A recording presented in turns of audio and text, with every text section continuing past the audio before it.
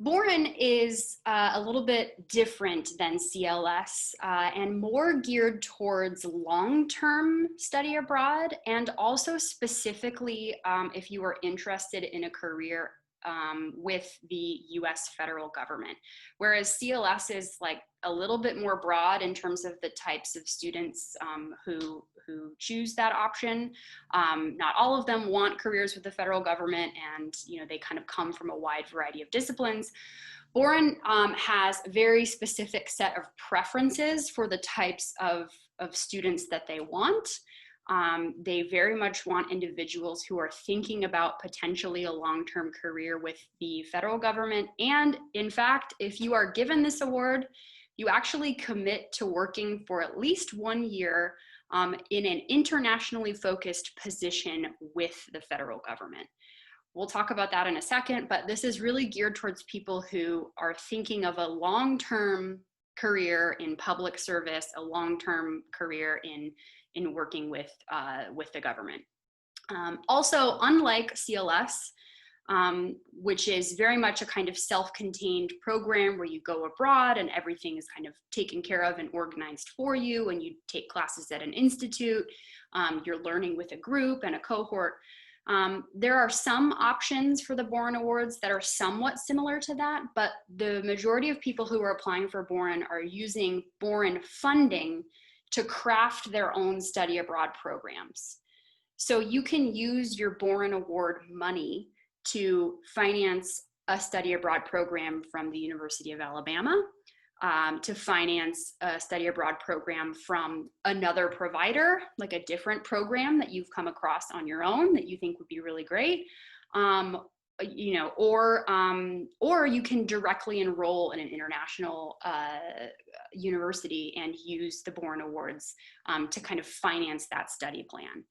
So it's very different. It's more long-term. And Boren is just giving you money to participate in a study abroad program that you design and you create, for the most part.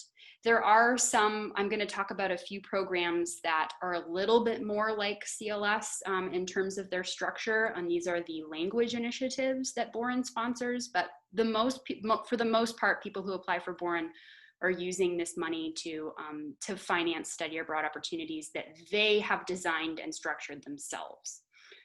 This will become clear over the course of the next few slides. So who's eligible for Boren? You have to be a US citizen, and you have to be planning to study in a foreign language in an eligible world region. So certain parts of the world are not eligible for Boren Awards. So if you want to study in Canada, if you want to study in Australia, if you want to study in New Zealand, and if you want to study in Western Europe, those are not preferred locations for Boren programs. Boren specifically wants you to be studying in regions of the world that are deemed to be kind of critically important to US national security interests, and also to US economic prosperity. Also, those regions that I just mentioned of the world, with the exception of not all of Western Europe, but for the most part, those regions are regions where English is spoken. And Boren is primarily a language-focused program.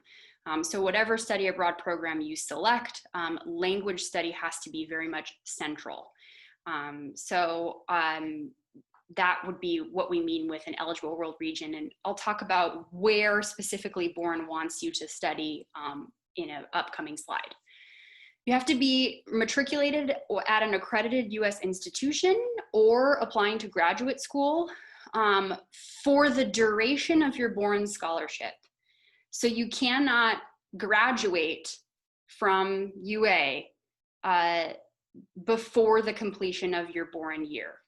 You have to be completely enrolled as a student for the duration of your study abroad. So that's very different from CLS, where I said you can actually apply.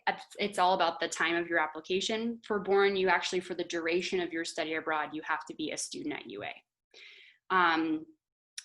You also can't be a citizen of the country where you're going. So if you have dual citizenship anywhere, you can't go to a place where you already have citizenship. The eligible programs, I'm going to show you a map of where, like, places, but you can also check out Boren's website in this little red box, and they'll give you more information about what types of programs are eligible. So your study plan should have some kind of a focus on national security. So basically for the next like 3 slides, I'm just going to cover kind of the principal criteria upon which the selection panels kind of rate and review your application for this. So Boren, again, as I mentioned, focuses on specific geographic areas, language, and fields of study that are really important to US national security interests. So in your application materials, you have to explain how your proposed study plan, wherever it is you're going, whatever kind of program you've selected, how is it going to help you address issues of concern to the US government? Now, Boren has a really broad definition of what national security is. It's really any policy issue that's related to US security or foreign affairs. So this could be things like national defense, diplomacy, sustainable development, scientific cooperation, migration, economic competitiveness, global health, food security. The possibilities are very much endless, right? But you should be making a really specific and detailed argument about how your own academic interests and professional goals pertain to US national security interests. And you have to be very, very explicit about that. So that's one component of your application. And there is actually an entire essay of the application that asks you to articulate those things. So that's kind of focus number 1. Focus number 2 is, I kind of mentioned this at the very beginning, Boren Awards want to invest in students who are interested in learning a language in order to further their careers in the federal government. And if you do receive a Boren Award, you commit to working for 1 year in an internationally focused position. Now, ultimately, it's your responsibility to, after you come back from your study abroad program and after you graduate, to find a job in the federal government. However, Boren has lots of resources to help you figure out a way to fulfill your service requirement, which I'll talk about in a second. Preference is going to be given to applicants who it's very clear that they have a very long-term commitment to work in the federal government, that this is something that is a part of their career goals. Now, that's not to say that you won't be given this scholarship if that's not your intention, but they strongly prefer that. At the very least, you have to do your 1 year commitment of public service to working in an internationally focused position within the government, but you're going to get, your application will be given preferential treatment if it's clear that that's your kind of long-term goal. So language focus has to be very much front and center in whatever program you select. So you will see when we talk about the languages that Boren prefers, for almost all of them, you do not actually have to have any prior knowledge of the language. But language acquisition should very much be a central component of the program. They don't want you going abroad and taking all of your classes in English. You have to demonstrate a very serious interest in the language study before and during and after your Boren scholarship.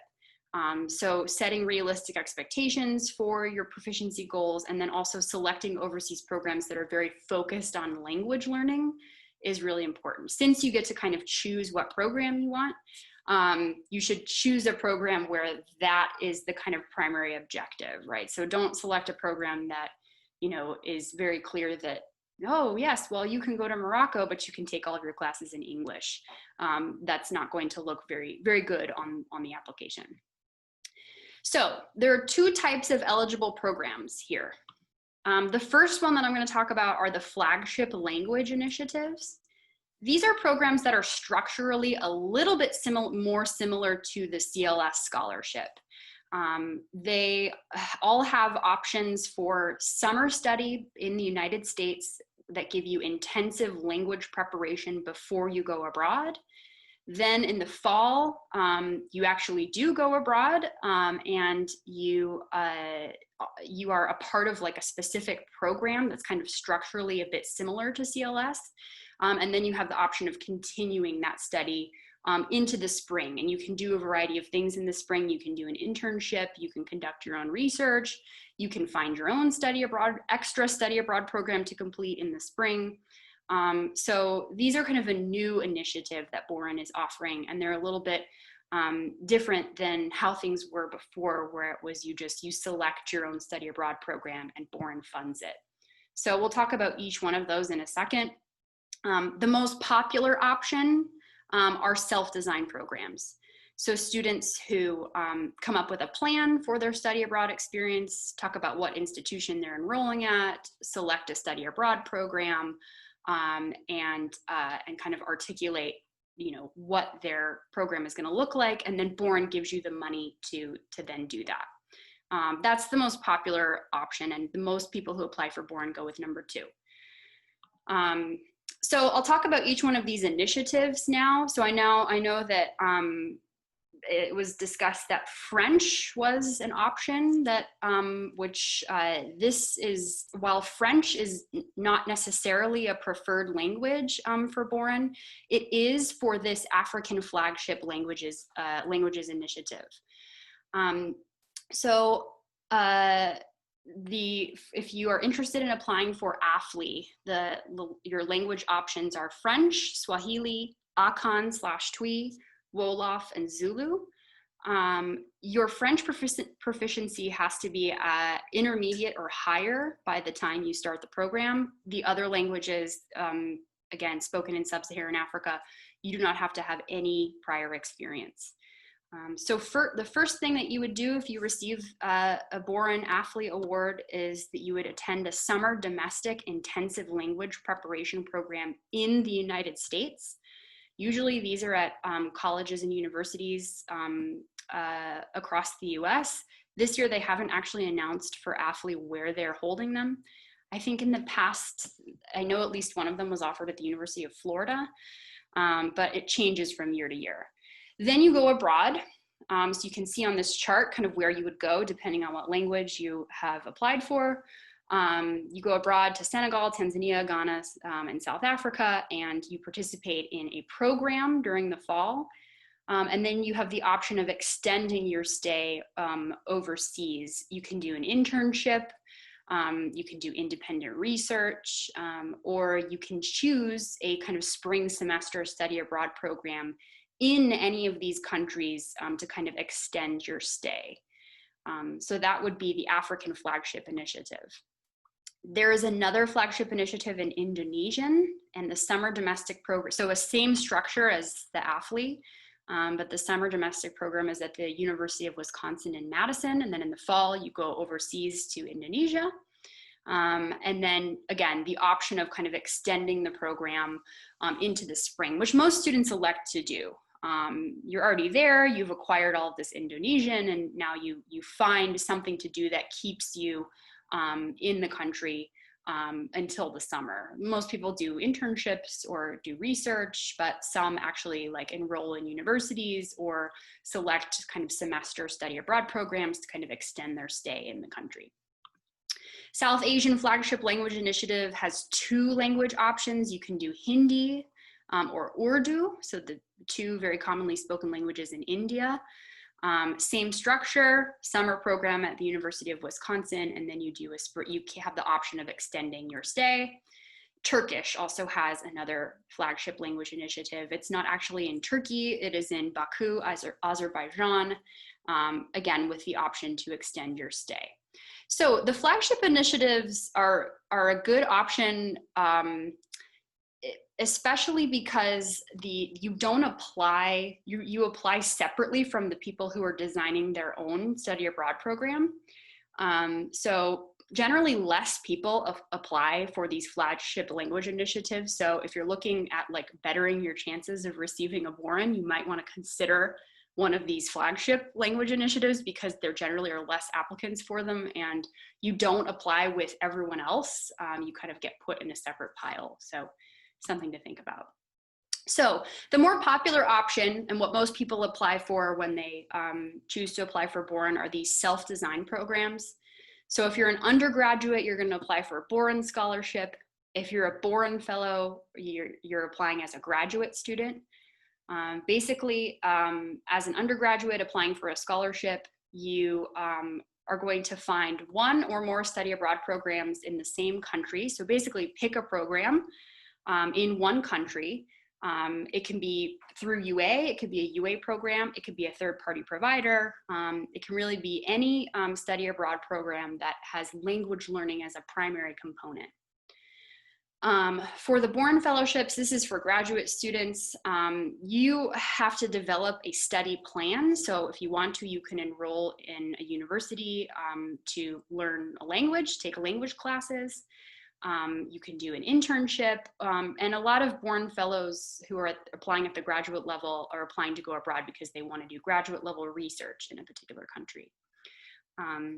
So scholarships for undergraduates, Boren Fellowships are for graduates.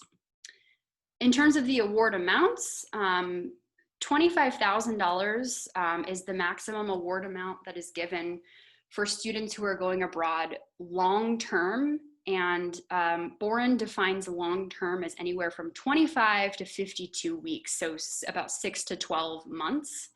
And that's what they prefer. They really, really want you to be going abroad for at least 6 months, so 6 to 12 months. Preferential treatment will be given for those applicants that have decided that they want to go abroad for longer. $12,500 if you're going abroad for 12 to 24 weeks. If you're in a STEM field, you can apply to go abroad over the summer, but only if you're in a STEM field. And you can get $8,000 for a summer program. Boren Fellowships amounts are similar. Where it says up to $12,000 for domestic, that means if you decide to enroll in a language prep course like over the summer before you go abroad, Boren will also give you money for that, for those programs as language preparation before you go abroad. What is covered? You're going to design a budget in your application. It should include a round-trip ticket, program tuition and materials, medical insurance, all of your lodging and food costs. You're going to break that down in your application. Any transportation costs, your visa fees and visa-related travel. Things that aren't covered are, incidental things like passports, vaccinations, any dependents that you have coming with you, anything like personal travel. So if you go visit a friend during your program, entertainment costs, those things are not covered, but all of the kind of big expenses are a part of your budget. And you don't get any benefit in your application from underestimating your costs. So you should really try to make sure that your budget adds up to the maximum amount that you're applying for. So if it's $25,000, you're going abroad for a year, you should make your budget that much. You don't get any benefit from underestimating your costs. It doesn't actually make your application more competitive. Okay, so this is just a graph that kind of illustrates the point that they really want you to go abroad for you have a better chance of winning the award if you're going abroad for a longer period of time. Boren Scholars, for example, almost 70% of the students who received the award were abroad for at least 25 to 52 weeks. So you can see that generally preference is given for students who go abroad for a long period of time. Country preferences, everything that you see in green are preferred countries. So these are countries that you are welcome to apply to study abroad in, that Boren will fund for you if you present a successful application. If you want to apply to a blue colored country, you have to specify an alternative study abroad plan in another appropriate country for the same language of study. So for example, if you really want to go to Russia, the US government right now is maybe not so keen in sending Americans to Russia. So, in the event that something happens that, there's a travel advisory, they would really like you to have an alternative plan of study. So you could, for example, say that you're going to learn Russian in Estonia or Latvia, right? So another country that's in the green that offers language instruction in the language where it's spoken as a minority language, for example. So those are the country preferences. Language preferences, again, you do not have to have any prior experience in any of these languages, but these are the ones that Boren wants to see in your application. You'll see that French is only a preferred language if you're applying to that African flagship language initiative.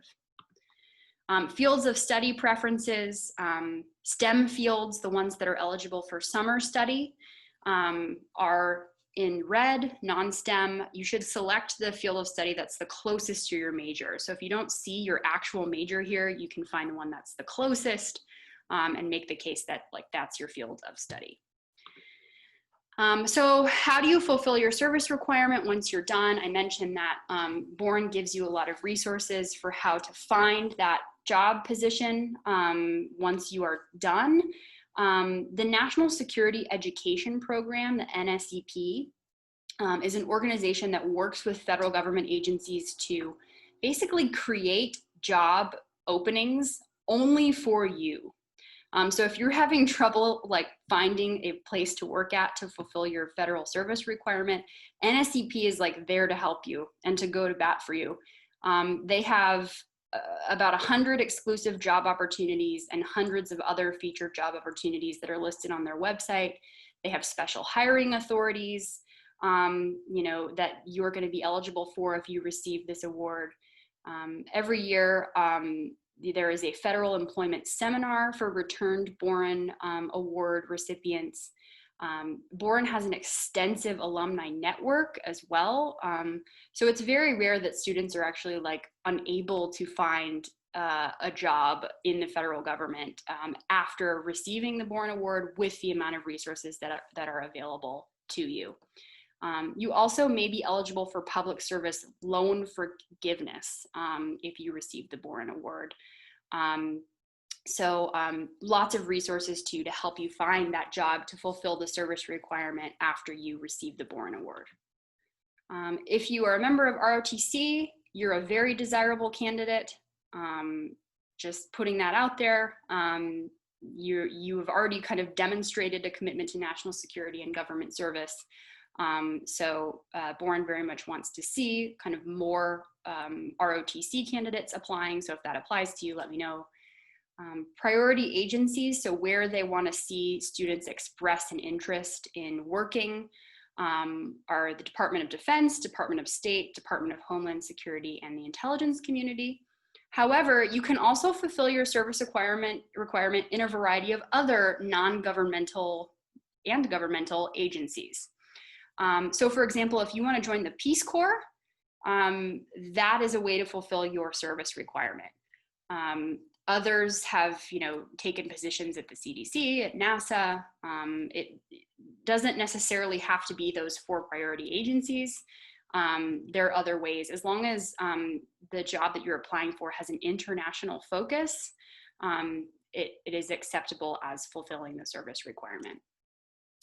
Application requirements, essays are very important. There are 2 of them. We'll talk about them very quickly on the next slide. You need 2 letters of recommendation for the scholarships, 3 letters of recommendation for if you're a graduate student applying for the fellowships. Your transcripts can be unofficial. You're going to include a study plan, right, that kind of outlines what you're going to be doing, what program you've selected, what classes you're going to be taking, etc. If you're applying for the graduate fellowships, you also need to include a letter of overseas affiliation and a research abstract and methodology, but that's only if you're applying as a graduate student. So the essays, again, the most important part of your application, and the thing that I'm here to help you with. In the first essay, you will articulate how your study plan relates to US national security interests. And in the second essay, you'll talk more about your own personal preparation for extended overseas study and talk about your future career plans, your plans for your career in government service, etc. So application deadlines for the scholarships are February 3rd. Now these are the national deadlines. For any study that begins after June 1st or before March 1st, 2022. For the Boren Fellowships, the deadline's a little bit earlier. It's January 27th, 2021.